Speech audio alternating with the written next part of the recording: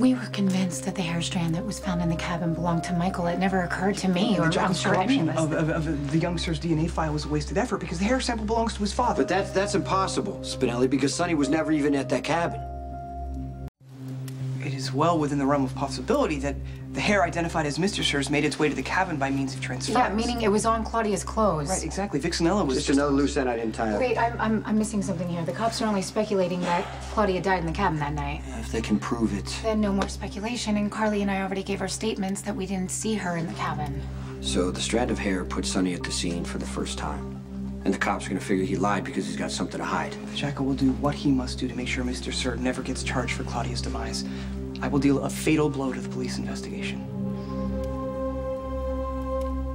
So what do we do about the evidence? I can corrupt Sonny's DNA file just like I did Michael's. Yeah, but they already made the match. We gotta find some other way to compromise the evidence. Right. All right, well, I'm gonna go to the offices of McCall and Jackal to employ all available cyber technology. I'll report back ASAP as soon as I have viable possibilities. Hey, listen to me. Let's look at the positive here. There's no... Sonny can handle being a suspect a lot better than Michael can. No, Michael is not in the clear yet because Sonny wants to involve Franco, and I gotta come up with a better solution because if I don't, Franco will send Michael to prison.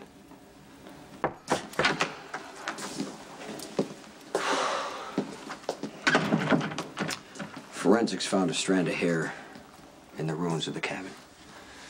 I thought you torched the place, burned it to the ground. I thought so too. I guess I was wrong. Hair? I mean, could it be Michael's? Well, that's exactly what I thought, so I'd Spinelli hack into the PCPD mainframe and alter Michael's DNA so they couldn't make a match. Good. Problem solved. Except the hair wasn't Michael's.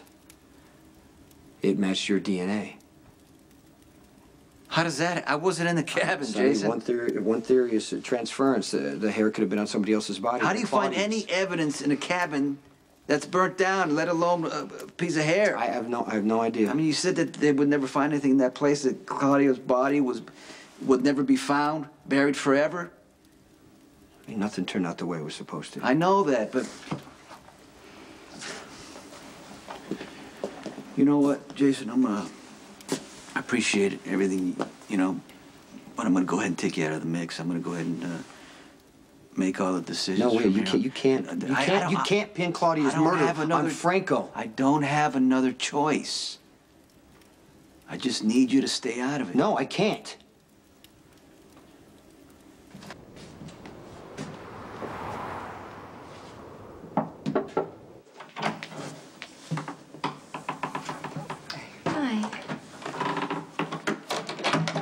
You alone?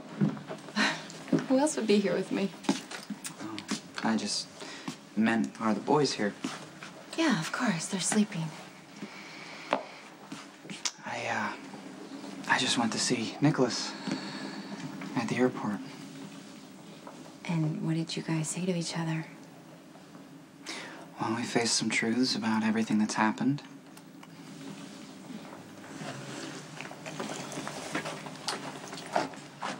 I did something that I realize now I should have spoken to you first. What did you do? I convinced Nicholas to stay in Port Charles. What? Why, Lucky?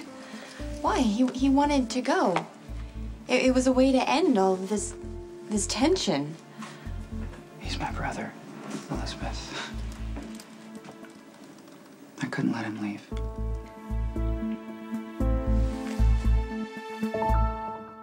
Nicholas running away solves nothing. I'm sorry if this is awkward for you. I probably should have discussed it with you first, but I was just afraid I'd be too late. I mean, I literally stopped Nicholas on the tarmac. I want you to do whatever makes you happy, Lucky. Thank you. Thank you. That's very generous, because this might end up being harder on you than anyone. Knowing that Nicholas is in love with you could be just really awkward. Was it selfish for me to ask him to stay? No. Okay. No, of course not. I'm a little confused as to why you wouldn't just let him go when it's clearly what he wanted. Nicholas and I started out as mortal enemies. You know, but we found a way to become friends and brothers with trust and loyalty and honesty. And you're one of the few people that really understands how much Nicholas means to me, how much I love my brother. I mean, I couldn't let that go. Well, you know, I'll support whatever you want to do.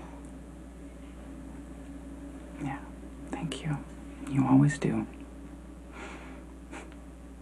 I love you.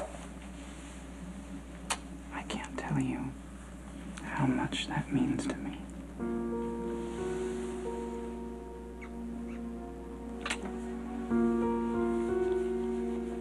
I'll call you later.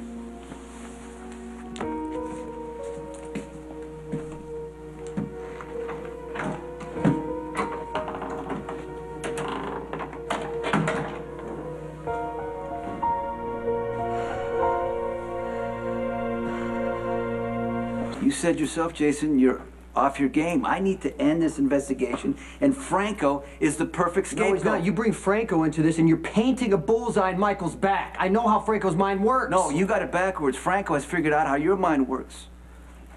Now, I know that, hey, you're incredibly loyal to me. I respect you. I love you like a brother, but you know what? You have lost your objectivity. Yeah, well, maybe I have. But are you comfortable with the fact that Franco has these pictures of Michael with Claudia's body? Franco doesn't really care about Michael. You're the one he's messing with. Like I said before, I'm gonna take you out of the mix. Sonny, you need a break. No, it's not about a break. No.